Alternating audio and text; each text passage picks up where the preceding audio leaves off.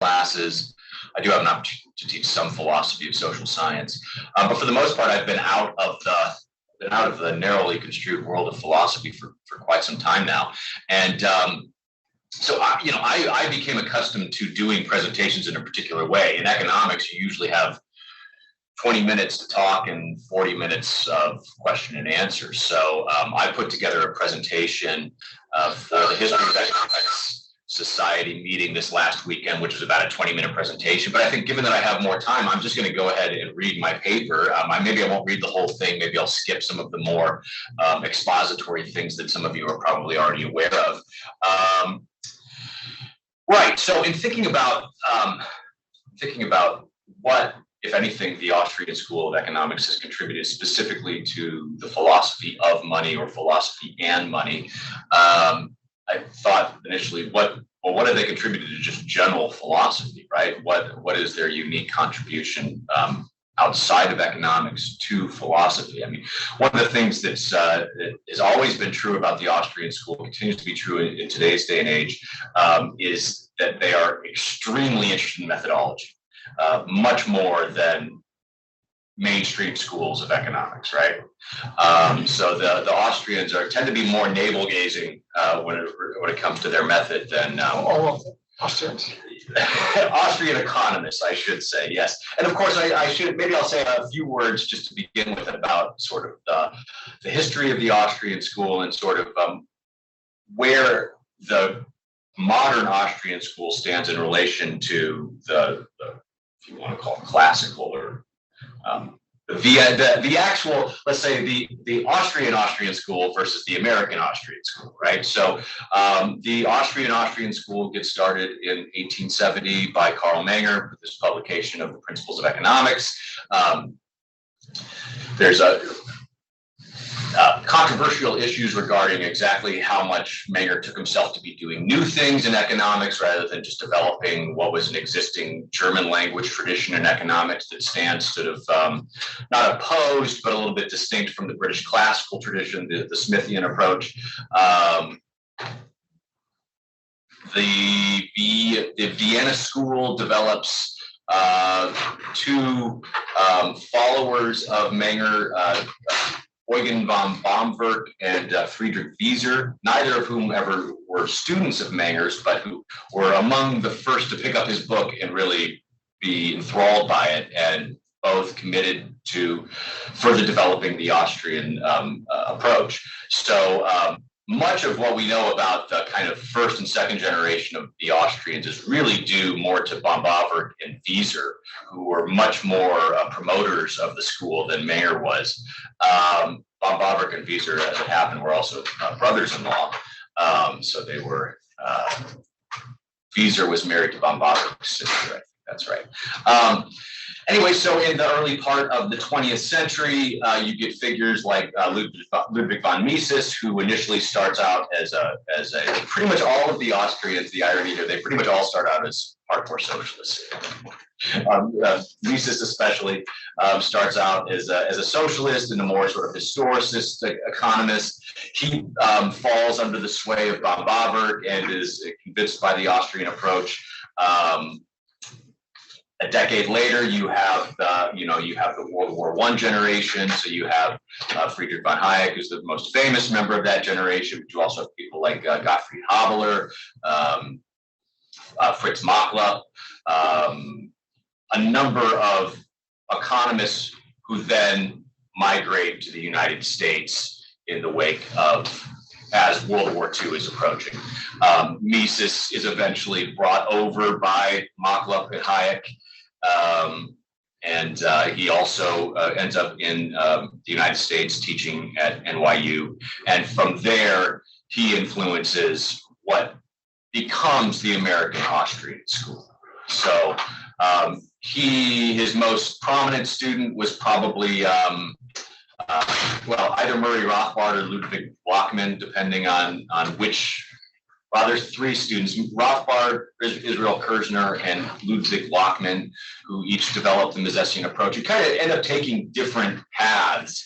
So the modern American Austrian school, as we know it, the Austrian school that gets criticized by people of differing political perspectives, is really that school that emerges out of Mises to Rothbard, a little bit to Kirchner, but then to NYU and George Mason University. So that's really the American Austrian school. And I would argue that that is fundamentally distinct from another line of development that comes more out of Menger, goes straight to Hayek.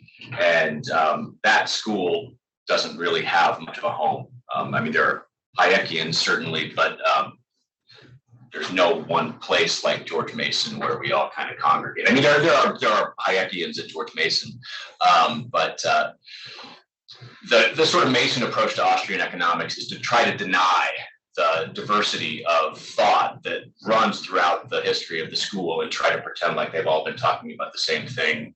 Basically, there's this kind of view that it's all in Mises. Like everything that Mises said is everything you need to know about economics. And some people will tell you that Hayek was a socialist and that he wasn't really true to the Austrian tradition. So anyway, so that's part of what I'm trying to say is that the Austrian school is in fact far more diverse, both methodologically, theoretically, and politically than it seems from a Newsweek mainstream news kind of perspective, to the extent that they're ever talked about. So I'm very much in the Hayekian line, and I've pretty much made a career out of criticizing the other line. The first 5 or 6 years of my career, most of my publications were basically about how bad the Rothbard Mises line is at doing philosophy. So, a little bit about philosophy. I knew a little bit about philosophy coming out of a PhD in philosophy, and I was able to criticize them for some of the absurd philosophical arguments that they make, and I turned that into a little bit of a career. I have a lot of publications along that line. So anyway, so let's get into the actual paper. So right, so in thinking about what the Austrians had contributed specifically to the philosophy of money, I started to think about what they contributed specifically to philosophy, and the answer was their methodology, and their methodology specifically with regard to the analysis of what they call spontaneous phenomena, spontaneous order phenomena, the invisible hand, if you like. The Austrians sort of self-consciously, at least the Hayekian Menger line, sort of self-consciously positions itself in relation to the Scottish Enlightenment philosophers. They see themselves, Hayek very much sees himself as developing the Hume-Smith tradition. So let me just get into the paper. So spontaneity is a concept of general significance across the humanities and sciences, though it is rarely acknowledged as such, and even less often made an explicit object of humanistic or scientific inquiry. Spontaneous phenomena are simply those that emerge to some degree or other without rational design. They are, in whole or in part, unintended consequences. Within the broader class of spontaneous phenomena are spontaneous orders, by which we mean iterated patterns of activities of a set of elements, which might be human or otherwise, that manifest despite none of these elements aiming at their manifestation. Spontaneous social orders emerge over time from myriad decisions, actions, and interactions without being objects of any of the individuals whose decisions, actions, and interactions contribute to their emergence. So given the natural science is exclusively occupied with phenomena that lack a human designer, and as Hume showed in the dialogues concerning natural religion, need not be concerned with the possibility of a supernatural designer, spontaneous phenomena are the currency of natural science. Inasmuch as the events of human history are not the products of omniscient and omnipotent puppet masters who design and realize the manifestation of these events as intended, again, I take Hume and the history of England as the best source for the notion that human history is largely a sequence of mostly accidental occurrences, at best meagerly controlled by fickle and degenerate, short-sighted and unjustifiably egotistical fools. Spontaneity is a significant concept for historians as well. Even if its importance is obscured and seldom explicated, spontaneity is involved in natural and humanistic phenomena, and accounting for spontaneity is methodologically essential in related disciplines if these phenomena are to be adequately explained. In the social sciences, however, the significance of spontaneity is not only obscured, but frequently denigrated and, if only implicitly, denied. The neglect, if not outright denial, of the significance of spontaneity for the manifestation of social phenomena is apparent in those political, philosophical, and social scientific traditions that Thomas Sowell associated with the unconstrained vision of humankind's causal role in society. Sowell, who is still alive today, although he's 95, positions himself as something of an Austrian sympathizer, although he's trained through the Chicago School. In my opinion, Sowell should win the Nobel Prize before he dies, but that might not happen. The unconstrained vision maintains, among other pertinent premises, that human knowledge, or at least the knowledge of an elite technocratic vanguard, is adequate to the purposes of deliberate social improvement. So Sowell's examples of followers of the unconstrained vision include Voltaire, Rousseau, Thomas Paine, Condorcet, William Godwin, Saint-Simon, Robert Owen, George Bernard Shaw, Veblen, Dewey, Gunnar Myrdal, John Kenneth Galbraith, and John Rawls. He positions utilitarianism, Marxism, and fascism all as hybrid visions. I think you could also, I think Keynesianism would be another hybrid vision.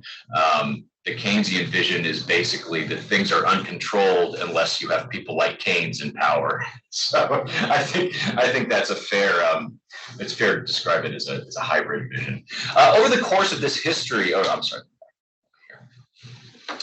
though the quiet part is rarely spoken out loud, it is frequently assumed by both mainstream social scientists and the political users of their analyses that the social sciences, with input as required from the natural, scientific, and humanistic disciplines, generate the knowledge that humans need to design society to their liking. It was the Scottish Enlightenment philosophers, especially Hume, of course, Adam Ferguson, and most importantly, Adam Smith, who made spontaneity safe for the social sciences at their birth. Yet, with a few significant exceptions, spontaneity has been relatively neglected in the development of these disciplines over the subsequent quarter millennium, at least as compared to the dominant role that the enlightened Scots assigned to it. So I think you could, in addition to those people that I named, I think you could include the Ricardian approach to classical economics, which is, of course, very distinct from the Smithian approach to classical economics, in that it is basically the beginning of formalization of economics, the beginning of the mathematization of economics. And that is also the beginning of the simplification of economics down to that which is mathematically tractable. I think you could also include, I lost my train of thought. Well, I should say Kenneth Arrow and DeBrew, the people that eventually that take this Ricardian approach that begins in early 1800s, and kind of its apotheosis is the Arrow-DeBrew paper of 1951, I think, which basically is where they finally mathematically prove the existence of economic equilibrium. That is, the formalization of economics at its height. Over the course of this, let me just say, it was the Scottish Enlightenment philosophers, over the course of this history, particularly since the so-called marginal revolution from which it emerged in the 1870s, the Austrian School of Economics has been foremost in sustaining and further advancing the spontaneous order tradition in the social sciences. The Austrian School's emphasis on the role of spontaneity in the manifestation of social phenomena began with its founder, Karl Menger, who placed the concept at the core of his social scientific methodology. In the early 1920s, Ludwig von Mises invoked spontaneity to explain the superior performance of markets over planned economies with regard to the goal of promoting economic equilibrium. Mises's mentee, never his student, F.A. Hayek, probably did more than any of his predecessors, or followers for that matter, to develop the concept of spontaneity and use it to explain an extensive array of diverse phenomena. On Hayek's accounting, societal and cultural development, including the growth of natural languages, legal codes and constitutions, as well as the phenomena of consciousness and sensory psychology, the results of many policy decisions, not to mention economic phenomena, especially monetary and market phenomena, and those of the business cycle, cannot be adequately explained without reference to the operation of spontaneous ordering forces.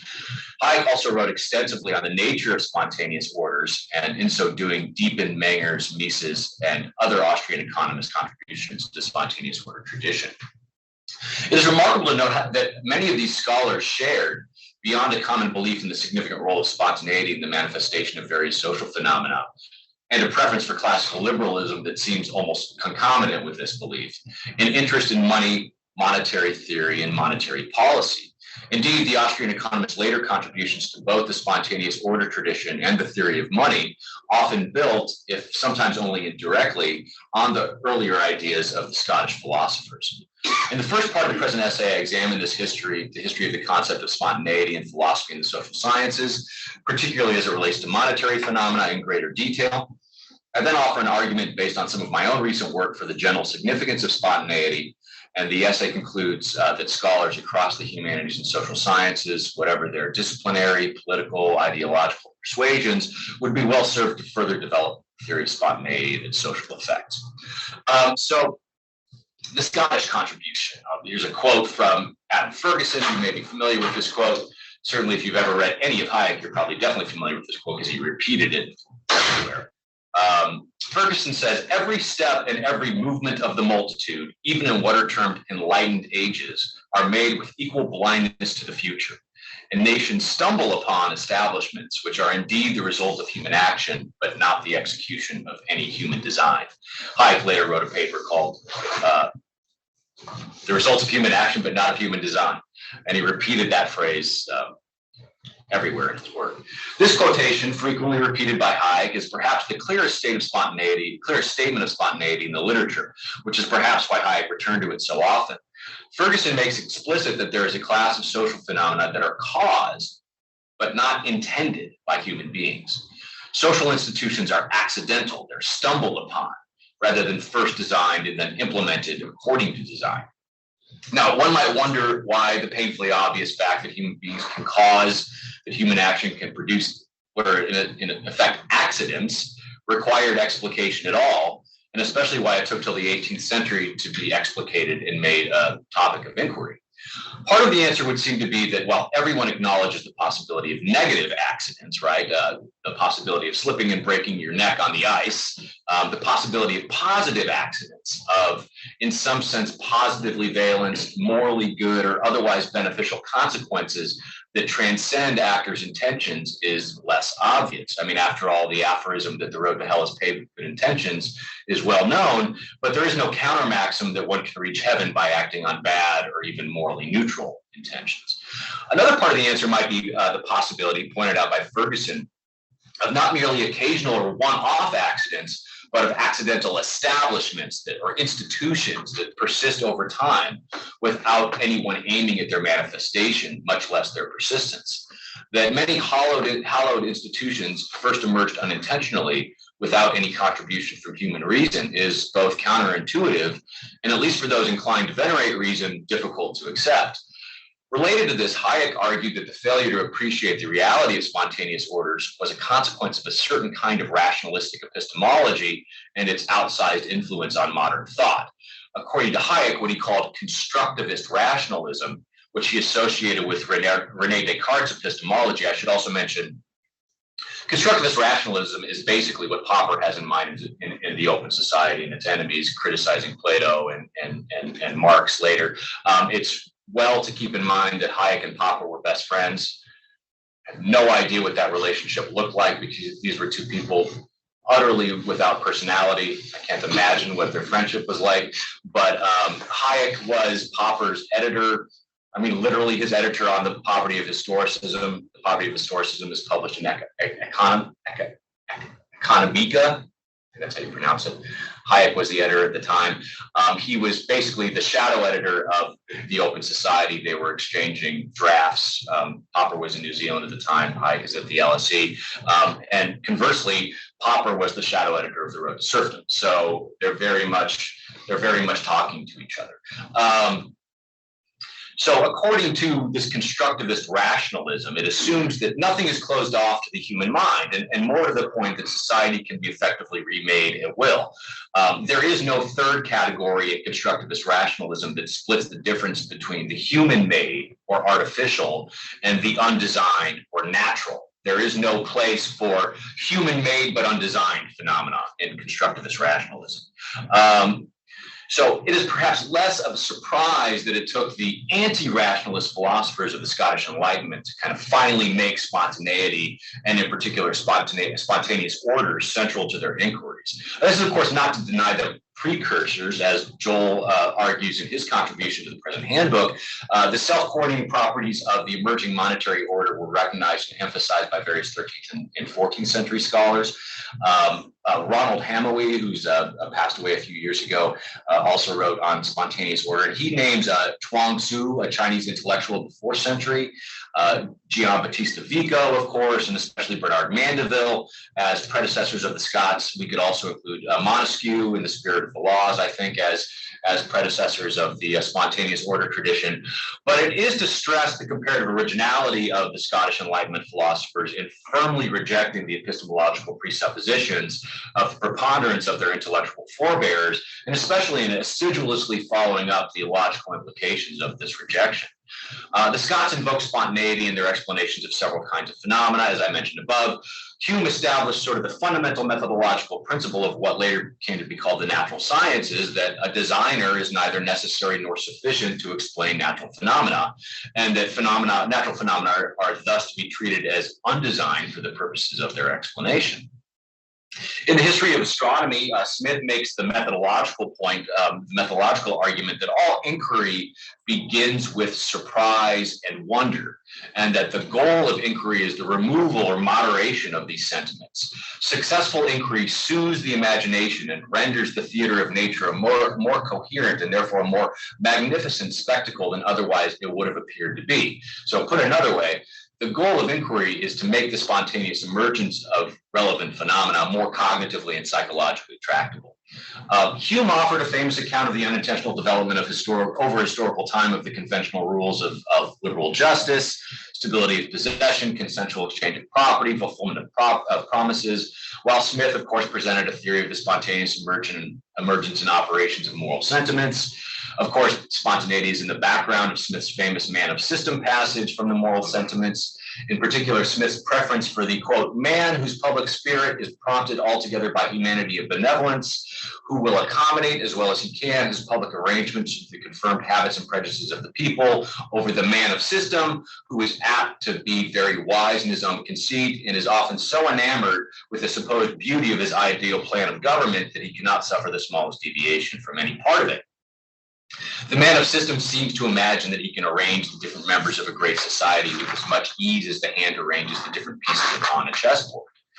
However, it was in thinking about the economy, and in particular the institution of money, its initial emergence in society, its economic value, and the economic and other societal effects of changes in its supply, that the Scots and later the Austrians found especially fertile ground for exhibiting and analyzing the significance of spontaneity.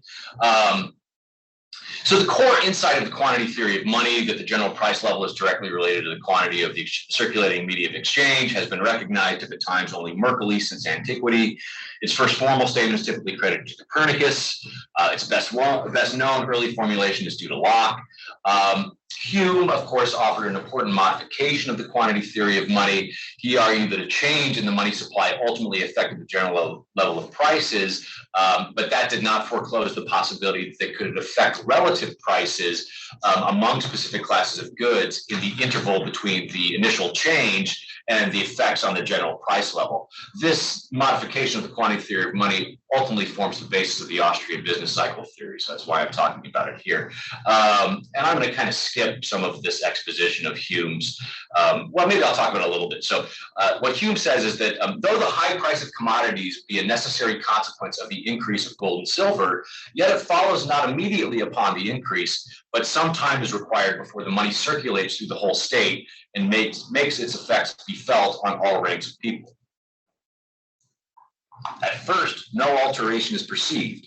By degrees, the price rises, first of one commodity, then of another commodity, till the whole at last reaches a just proportion of the new quantity of specie, which is in the kingdom. So the basic idea is that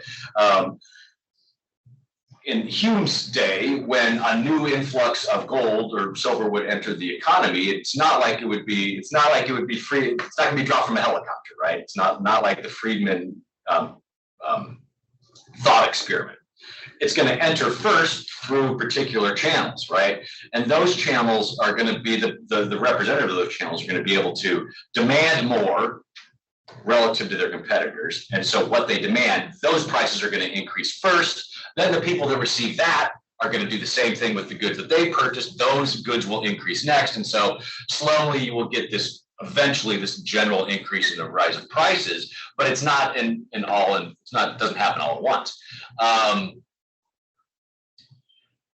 So what is the important point about this is that this is a process that proceeds without foresight, intention, or plan.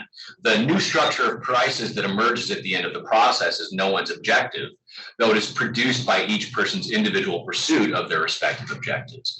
It is a spontaneous process, in other words. The exact course of the process that starts with a change in the money supply and ends with a change of the general price level depends not on the fact of a change in the money supply alone, but on the manners and customs of the people, not on the absolute quantities of commodities and that of money which are in a nation, as on that of the commodities which come into or may come into a market and of the money which circulates. Hume likewise argued for the spontaneous determination of the rate of interest, say the price of borrowing money. So the interest rate is not derived from the quantity of precious metals, but from three circumstances, according to Hume: the demand for loans, the supply of loans, and the profitability of commerce. And again, I'm going to skip some of this exposition. He basically goes through describing how each of these three factors is ultimately a spontaneous process of its own. Of course, this same sort of argument is very relevant to Hume's analysis of the specie flow mechanism of international trade and how those balances are eventually achieved. According to Margaret Shavis and Carl Wennerlin, Carl's another contributor. In fact, Carl should be speaking here on Hume. Hume's argument is that the interest rate, quote, is not a monetary phenomenon. Rather, the interest rate indicates the maturation of capital accumulation and the degree of competition in financial markets. Prosperous countries have low interest rates, and while those may be correlated with abundant money supplies, the latter is not a direct cause. National efforts to stockpile gold and silver were therefore futile insofar as the forces governing international trade and hence the global flow of specie exceed the control of any single nation. So moving on to Smith, the core of Smith's account of the emergence of money is that money is an epiphenomenon of commerce, the social institution that developed in an attempt to decrease the inconveniences of the double coincidence of wants and barter. I take this from the work of Ryan Hanley and Maria Pia Paganelli, two Smith scholars. They argue in their analysis of the Smithian account of the emergence of money that this is a fundamental part of his argument for the system of natural liberty. Right. So as leading Smith scholars have argued, his account of the spontaneous emergence of money is a central part of his defense of an economic system of natural liberty against a mercantilist system of politically managed regulations and trade restrictions. For Smith, the accidental development over time of money as a social institution is an example of the beneficial unintended consequences that can follow from a system of natural liberty. Smith explained the emergence of money in terms of a spontaneous process and used this explanation in his defense of the superiority of evolved or designed orders. Smith's theory of money is thus fundamental to the central insight of the wealth of nations, namely the relative superiority of a spontaneously evolved as compared to a purposefully designed social order. So the Scottish Enlightenment philosophers were among the first to elucidate and emphasize the significance of spontaneity for both the manifestation and our understanding of natural and social phenomena. The institution of money was central to their elucidations. In their general concern for the importance of spontaneity, reliance on spontaneity to explain monetary phenomena, and use of money to elucidate the operation of spontaneous orders, they were followed by economists of the Austrian school. So moving on to the Austrian school. Karl Menger's Principles of Economics, published in 1871, also considered together with William Stanley Jevons' Theory of Political Economy and Leon Walras' Elements, one of the founding documents of the marginal revolution in economic science. I assume you all know that there's the classical period that leads us to about 1870, 1871. Then around the same time, Jevons, Menger, and Walras all published independently of each other subjectivist theories of marginal value, which are mark a break from the more objective approaches to value in the classical period. So Menger's subjectivism is in the background of his extension of a Smith-like explanation of a spontaneous emergence of money. Menger offered this explanation on 3 separate occasions, first in the Principles, then in his important methodological work, The Investigations into the Method of the Social Sciences, published in 1883, and then finally again 10 years later in an economic journal article. That same year in 1892, he testified before a government commission on reform of the Austrian currency. For our purposes, Menger's discussion and his methodological work is by far the most important of these otherwise parallel analyses, because he basically ties in. I mean, the example of the emergence of money is meant to motivate his methodological concern for spontaneity more generally. In this book, Menger argued not only for the spontaneous emergence of money, but also that spontaneity plays an essential part in the manifestation of many social phenomena, natural languages, legal codes, moral rules, the formation of new localities, the original manifestation of government, and numerous institutions of economy. And thus, that accounting for spontaneity is a methodological requirement of the social sciences. It's important to note that Menger was careful to distinguish between 3 kinds of different phenomena. So he distinguished between social institutions. So, for example, let's say the price system or loan markets in general. He distinguished those from the temporally and geographically specific manifestations of a social institution, right? So the German price system in 1922 or the American loan market in 1929, and he distinguished those 2 things from particular instantiations of related institutional phenomena. For example, the specific price of a bratwurst sold on a Heidelberg street corner in 1922, or the interest rate paid on savings accounts by a particular American bank in October 1929. Spontaneity can and typically does figure in the manifestation of all 3 kinds of institutional phenomena, but only the first 2 constitute what modern Austrians would call spontaneous orders, while the third constitutes one-off spontaneous events. Menger's discussion in the I'm going to skip some of this. So Menger talks at length about what he means by, so he doesn't use the phrase spontaneous order or spontaneity at all. He refers to organic social phenomena. And he's in conversation at this time in 1883 with a lot of people that are talking about the organic nature of social phenomena. So he has a long critique that I discuss in the paper of other attempts to explain social phenomena as organic. And basically what he's arguing, he's pointing out disanalogies between biological organic phenomena and social organic phenomena, and basically saying, these people that want to explain social phenomena by just saying, oh, it's organic, they're not explaining anything really here, because there's a fundamental differences between biological and social phenomena. And if the idea is just, oh, biology, the economy is like biology, well, there's a lot of empty space there that needs to be filled in. But for our purposes, we can probably skip that. He says the analogy between society and biology is both limited, and to the limited extent it is appropriate, superficial. It is valid only as far as social phenomena are spontaneous. It is not valid with regard to social phenomena that are the result of human calculation, and thus not comparable to organisms, but to mechanisms. The analogy is also limited by a certain vagueness in our understanding of mutual causation between parts and wholes in both social and organistic environments. It is, quote, not based on a full insight into the nature of the phenomena under discussion here, but upon a vague feeling of a certain similarity of the function of organisms and the specifically spontaneously emergent aspects of social structures. This vagueness is even more profound with respect to the analogy between the origins of natural organisms and social phenomena. We understand the similarity between the natural origins of the spontaneous aspects of social institutions and of organisms even less well than we understand the likeness between their natures and functions. Natural organisms are the result of purely causal processes, but social organisms are the result of human efforts, the efforts of thinking, feeling, acting human beings. So the analogy is apt only with respect to one circumstance, that is, with respect to those social phenomena that lack a designer, and with respect to those, well, all biological phenomena that presumably lack a designer. The limits of this analogy, in turn, imply limits to the applicability of the analysis of social institutions of methods appropriate to the investigation of organisms.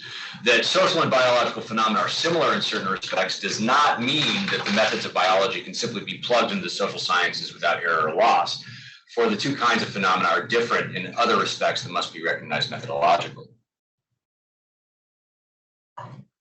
Given that the analogy between the growth and development of an organism and the spontaneous emergence of an institution is not strict, the method appropriate to the investigation of spontaneous social phenomena must not be simply borrowed from the natural sciences, but must be the result of independent investigation of the nature of social phenomena and the special realms of research in the realm of the latter.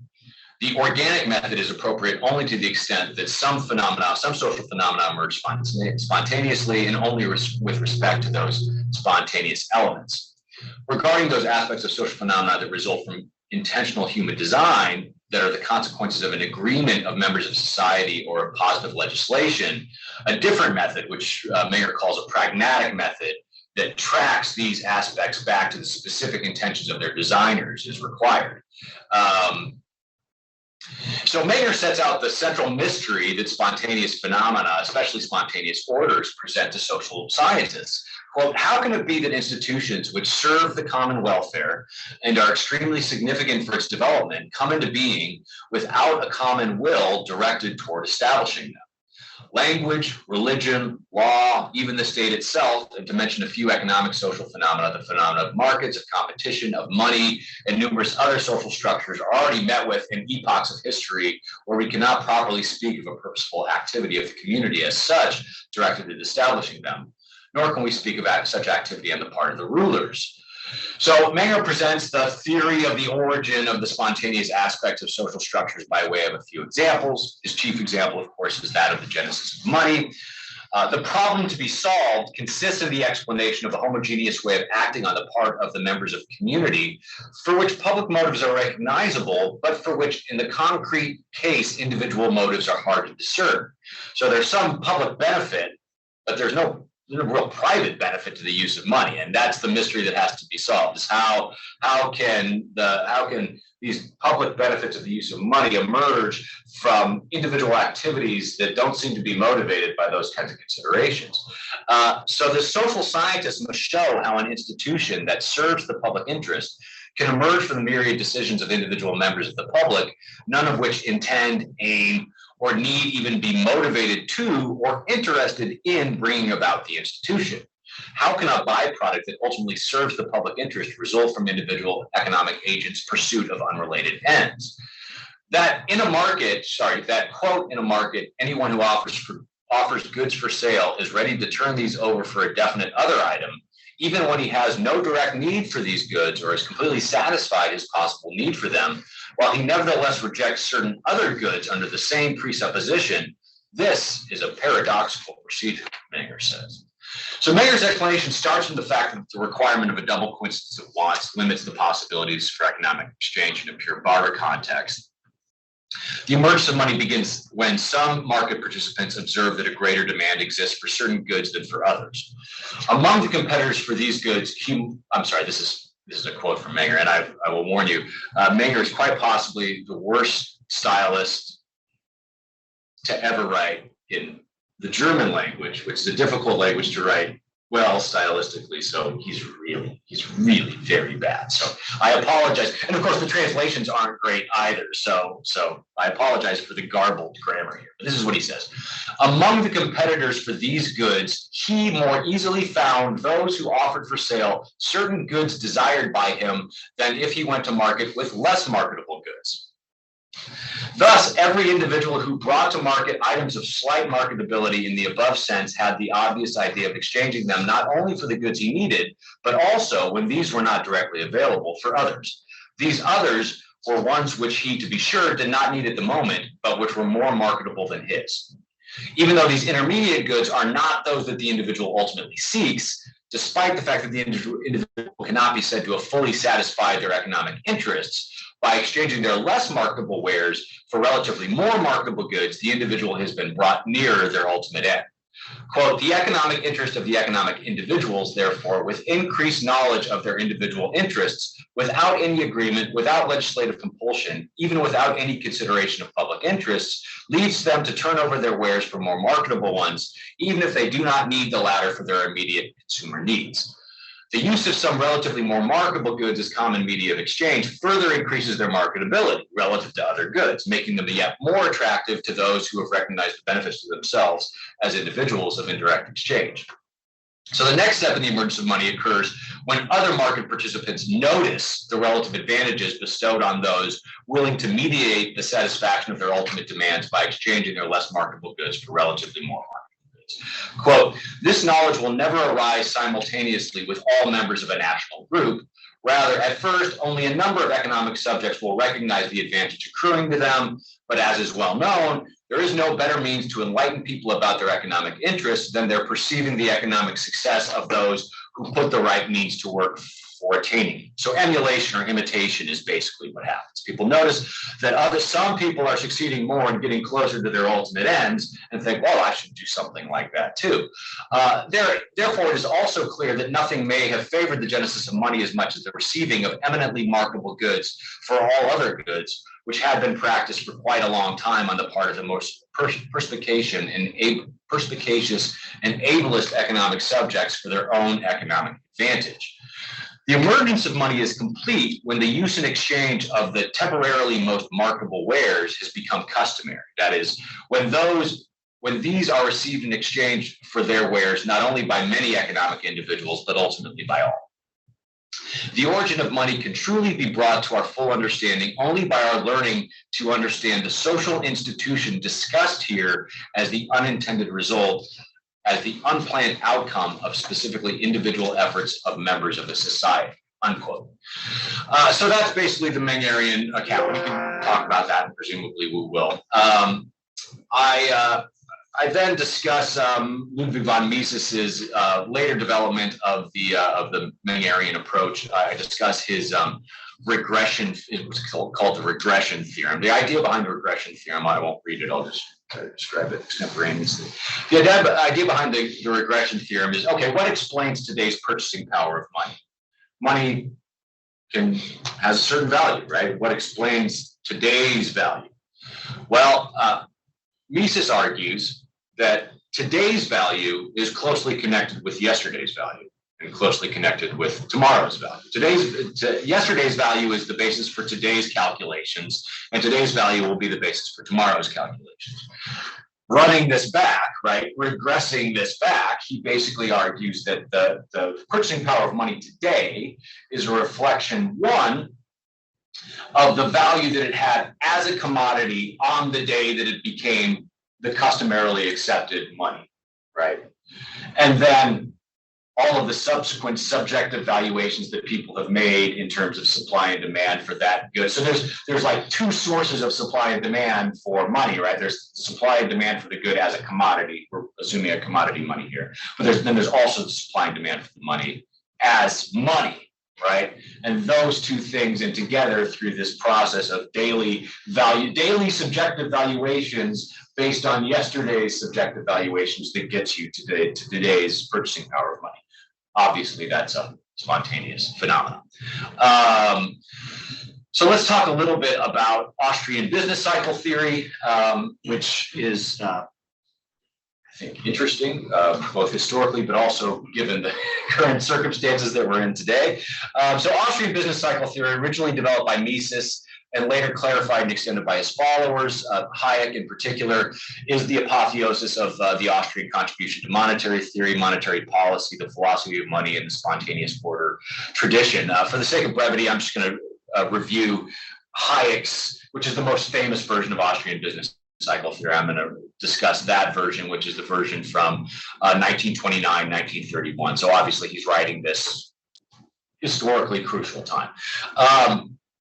So the theory integrates the Menger-Mises account of money and its value with second-generation Austrian economist Eugen von Bauwerk's capital theory and Swedish economist and Austrian sympathizer Knut Wicksel's work on interest theory.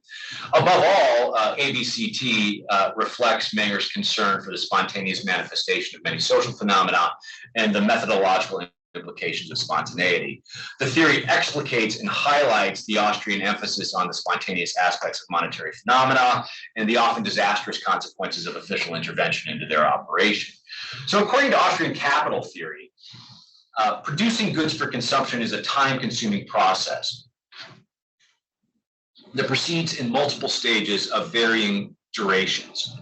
So it takes different spans of time, for example, to acquire and plant grape seeds, for planted seeds to grow into grapes and be harvested, for the juice of harvested grapes to be extracted, fermented, bottled, fermented again, distributed, marketed, purchased, and finally consumed by the wine drinker. The time-consuming or roundabout nature of production is important because it means that the economic conditions under which the production of a good is started may not obtain when the finished good reaches market. So production decisions are based on expectations that may ultimately prove true or false. What's more, there is a direct relationship between the temporal length of a production process and its productivity. Lengthier, more time-consuming processes tend to be more productive. That's really just to say that you can produce more stuff in more time than you can in less time. So other things equal, there's a natural tendency for profit-seeking producers to extend production further out in time by adding new stages to the existing production process so that they can have more goods at the end of that process. Austrian economists also conceive of capital goods as heterogeneous and specific to a particular stage of the production process. So capital goods are not to be conceived as they are typically conceived by rival schools as an undifferentiated lump of homogeneous stuff, pieces of which can simply be broken off from the lump and plugged into whatever stage of the production process of any given consumption good, come what may.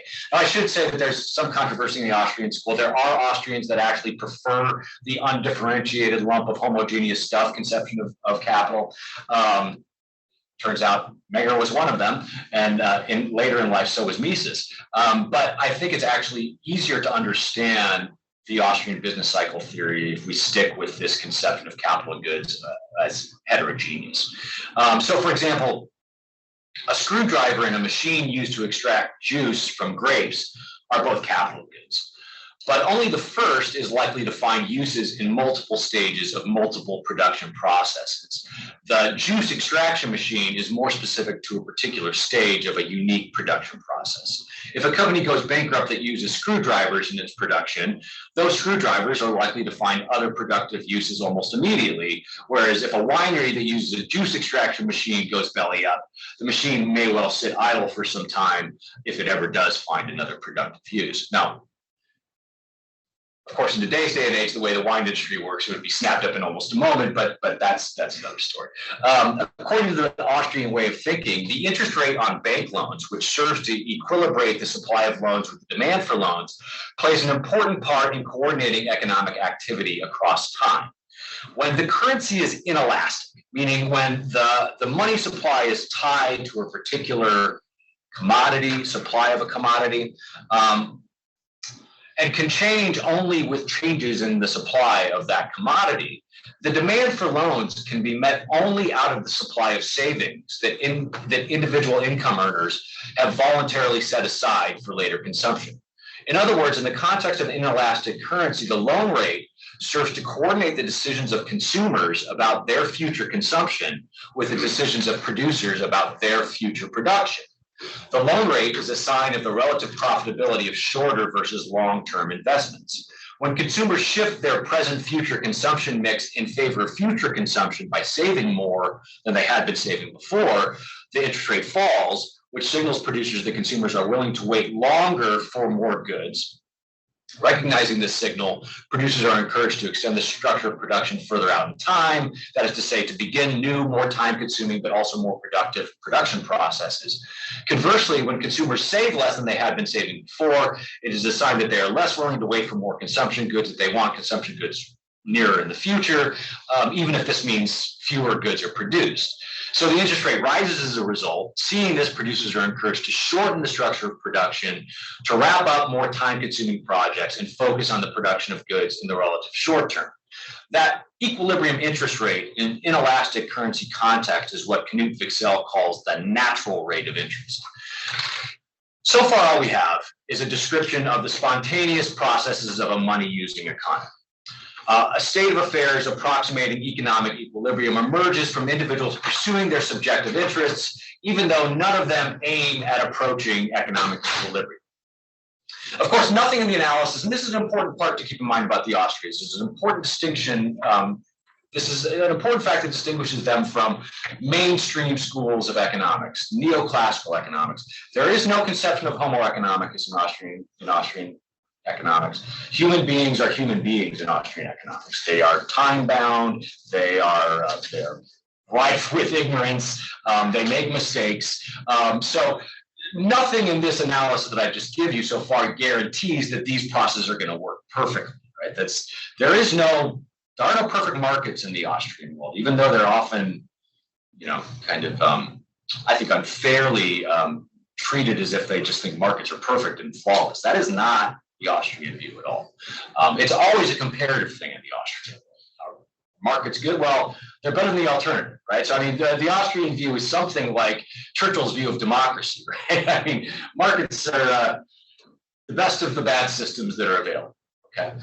Anyway, so nothing in the analysis so far guarantees that these processes work perfectly without error or loss. Indeed, given that the expectations that prompt a production process may ultimately be disappointed when the finished goods reach market, producers will sometimes make mistakes in their production decisions. That's to be expected.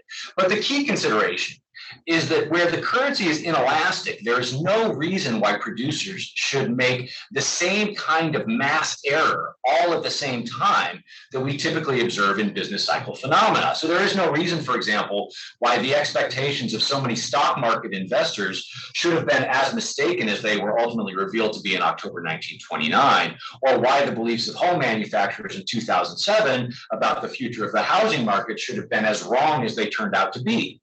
Austrian business cycle theory aims to explain these episodes of mass error, where the producers in a particular market or across multiple markets make the same kind of mistake at the same time.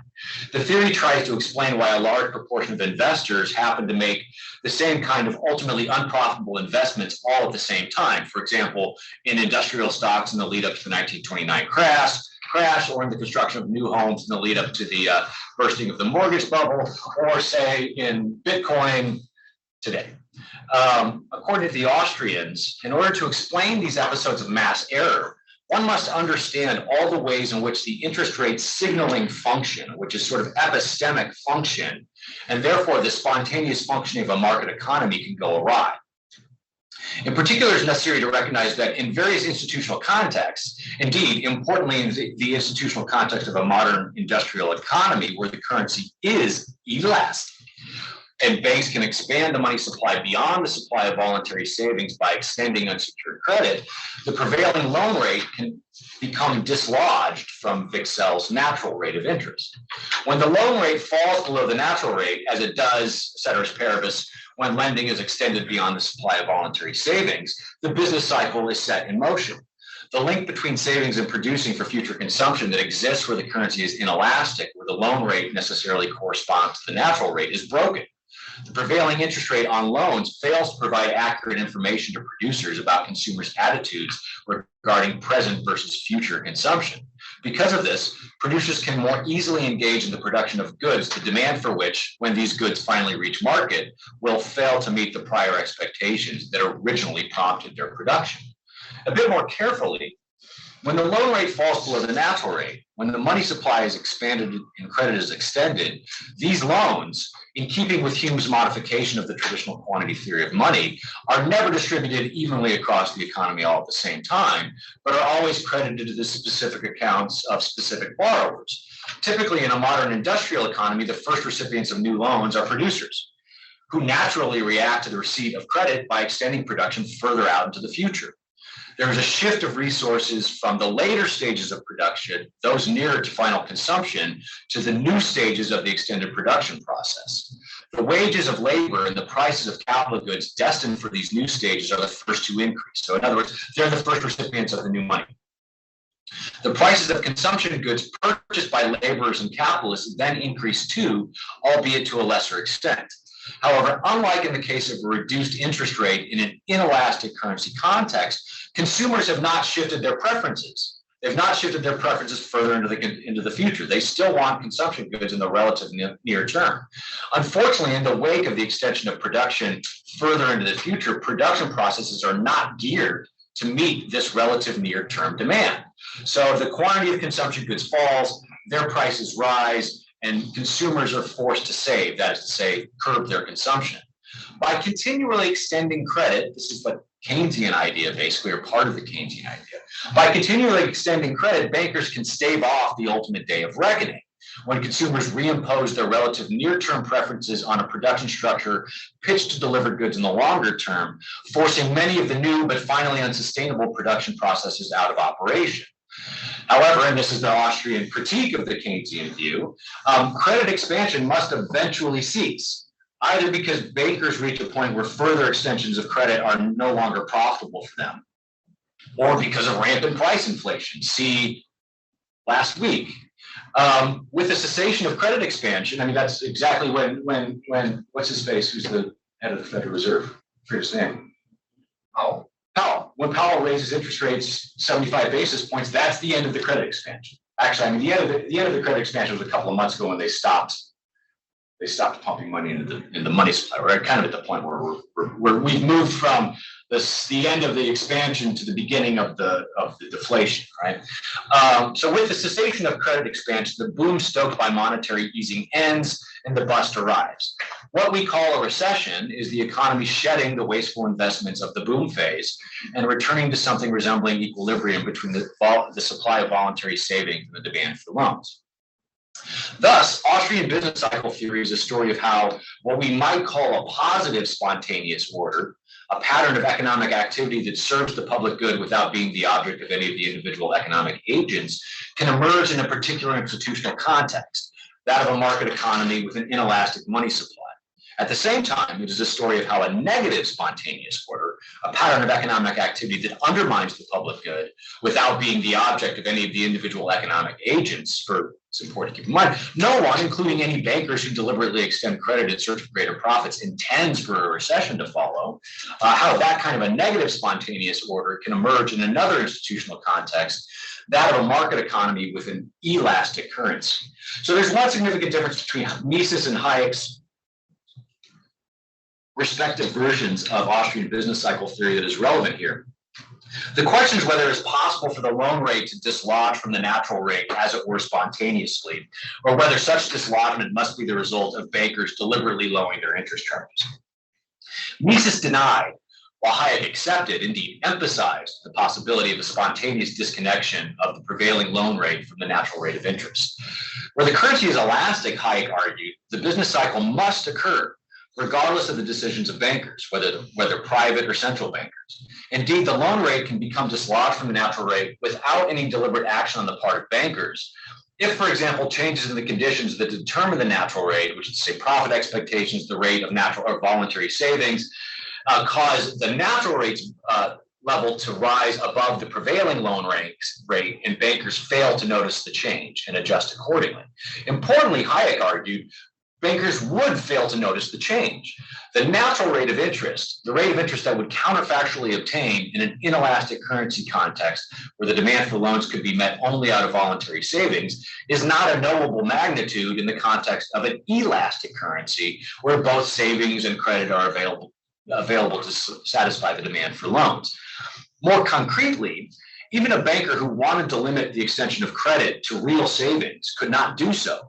Quote, as credit created on the basis of additional deposits does not normally appear in the accounts of the same bank that granted the credit, it is fundamentally impossible to distinguish in individual cases between savings-based and credit-based deposits. So if you're a banker, incoming deposits do not arrive at your bank marked as based on savings or based on the credit activities of a rival bank.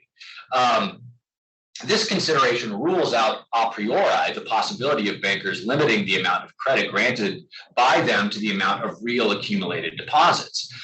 Add to this ignorance the fact that bankers are incented to expand their lending opportunities as far as profitable, and the conclusion of the inevitable spontaneous recurrence of industrial fluctuations follows.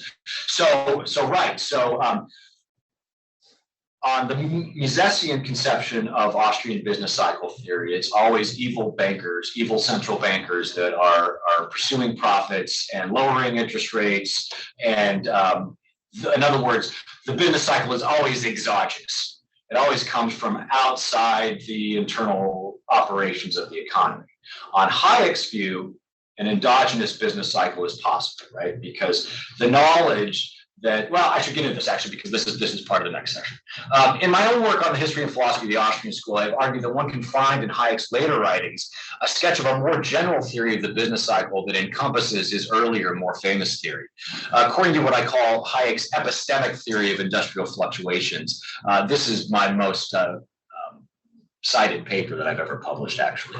According to what I call Hayek's epistemic theory of industrial fluctuations, economic equilibrium is an epistemic condition. A market or an economy is in equilibrium to the extent that market participants can act successfully on their economic plans. More exactly, on the beliefs upon which their plans are based. An actionable plan must meet three conditions. It must be internally consistent, so my plan of action can have no internal contradictions. It must be interpersonally consistent, so if Mike and I are going to engage in some exchange, there can't be contradictions between our plans.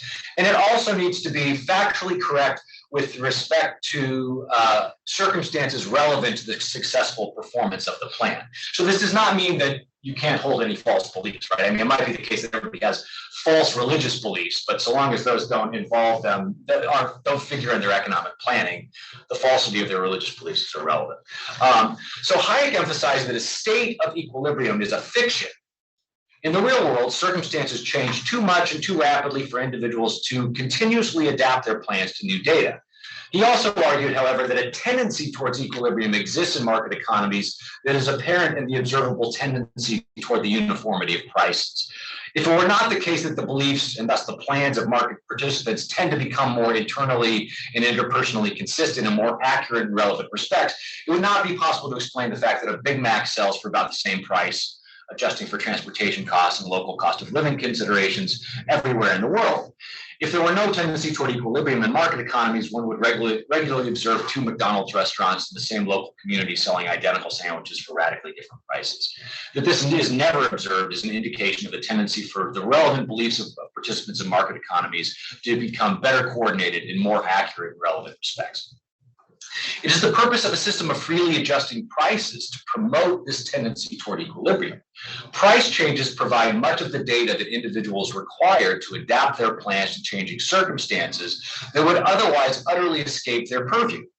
Indeed, data concerning price changes economize on the information required of effective plan adaptation. Think about the information that changing prices provide to you every day and how you adapt.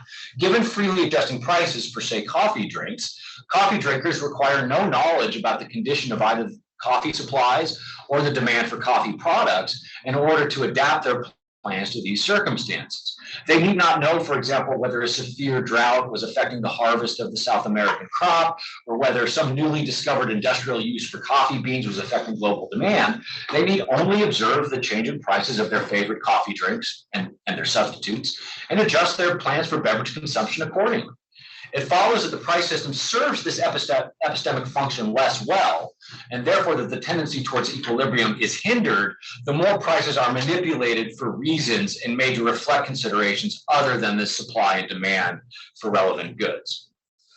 So Hayek's epistemic theory explains the business cycle as a consequence of some individuals acting on inadequate knowledge in a way that interferes with the price system's capacity to convey to market participants the relevant economic knowledge required to adapt their plans to changing circumstances, thereby hindering, if not preventing altogether, the tendency toward equilibrium. In Hayek's early theory, it was bankers, private or central bankers, who lacked the knowledge of the natural rate of interest required to promote equilibrium.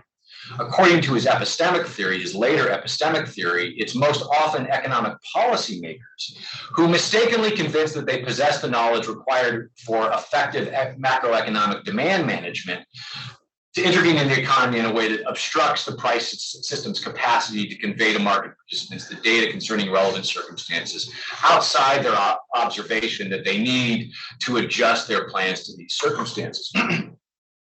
Operating on a false pretense of knowledge adequate to the epistemic requirements of countercyclical economic policymaking, politicians intervene in the spontaneous order of the market, but far from promoting, their interventions further prevent the tendency toward equilibrium. So another question as to why Hayek thinks that this happens. His explanation basically has to do with the popularity of Keynesian theory and the inadequacy of national accounting statistics to basically do what Keynes thought was possible. Given that it is not the object of policymakers or anyone else's intentions, the economic disequilibrium that emerges from their ignorant decisions is as spontaneous as the more orderly economy it supplants. So more recently, I've argued that the historical development of Austrian thinking regarding the knowledge requirements of effective policymaking points the way to a full generalization of the Austrian theory of spontaneous order. Long before Hayek sketched his epistemic theory of the cycle, Mises pointed out the difficulties of effective centrally planned socialism in a context of full collectivization, given the would-be central planners' necessary ignorance of some of the required knowledge. Hayek later extended this point to less extreme forms of socialism and, as we have just seen, to macroeconomic demand management and market economies. The epistemic theory of fluctuations simply extends Mises's original epistemic complaint about central planners to economic policymakers in a radically different context. My contribution has simply been to note that this epistemic complaint can be extended yet further to other, indeed, ultimately to all forms of policymaking and ultimately to all human action. In my book that came out in 2020, I argue, in effect, that the socialist calculation argument that Mises offers against central planners, there's a version of that that applies to the Austrians, that trying to realize an effective liberal order has certain knowledge requirements, right? And no Austrians surely have made the argument that those knowledge requirements are easily satisfied. So this is an enormous thing in dealing with the Austrians. You know, the way that's, not all of them, but the way that so many of them reason is, oh, we've got this great terminal objection to socialism, therefore liberalism.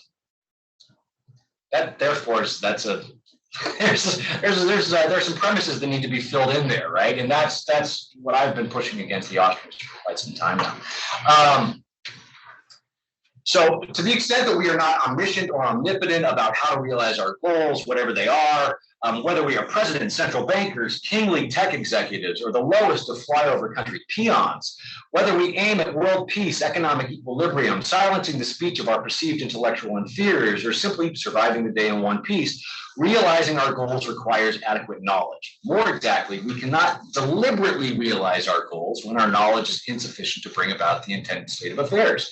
We can only rely on the operation of spontaneous forces to compensate for the nature and extent of our relevant ignorance if we are to realize our goals despite our ignorance. It should go without saying that ignorance, not omniscience and omnipotence, is the normal state of human affairs. Whether we acknowledge it or not, to realize desired and avoid undesired states of affairs, we are constantly made to rely on spontaneous forces that play no part in our intentional planning. So spontaneity is a concept of general significance in human planning, decision-making, and action.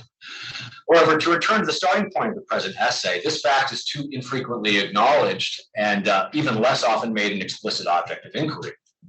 As Menger noted 150 years ago, it is methodologically inexcusable for relevant scientists to ignore the significance of spontaneity. There is an opportunity here for scholars inside and outside the Austrian school. The intellectual descendants of Menger, Mises, and Hayek have a head start in their peers in other schools of economics and other scientific disciplines, as they have already developed many of the tools, often in the process of analyzing monetary phenomena, that the future development of the analysis of spontaneity, spontaneous forces, and their consequences will require. So I'll end there. I will just say one other thing. There is a slight, subtle criticism of the Scots and the Austrians in my paper that I want to emphasize because I haven't emphasized it sufficiently in this draft. With a few exceptions, for example, Hume in the History of England, these scholars have limited their analyses to the emergence of what Hayek called spontaneous orders. So these iterated patterns of phenomena that manifest and persist, at least for a time, without being the objects of the individuals involved. They have mostly ignored the manifestation of non-repeated or one-off spontaneous events, what we would just call accidents, right? What's more, some Austrians deny the manifestation of negative orders and insist that only positive spontaneous orders are possible. To me, this is just plain blindness, induced, I suspect, either by some Austrians' dogmatic ideological commitments or by a failure to appreciate the truly general nature of spontaneity. So, for example, if systematic or structural racism exists, and I would think it exists, it is a paradigmatic negative spontaneous order. It is a manifestation of something that no one that is involved in it actually aims at, right? That's kind of the idea that the individuals aren't racist, but something about their interactions in particular institutional context leads to racist consequences. That's a negative spontaneous order. Now, I've been encouraging Austrians to apply their toolkit to the problem of structural racism to no avail for a while now. So really what I'm arguing here is that what we need is a general theory of spontaneity, a general theory of accidents that encompasses both spontaneous orders and one-off spontaneous events, whether they are positively or negatively valenced. So I meant to intend to end a long time ago and give Jordy time, but I'm sorry.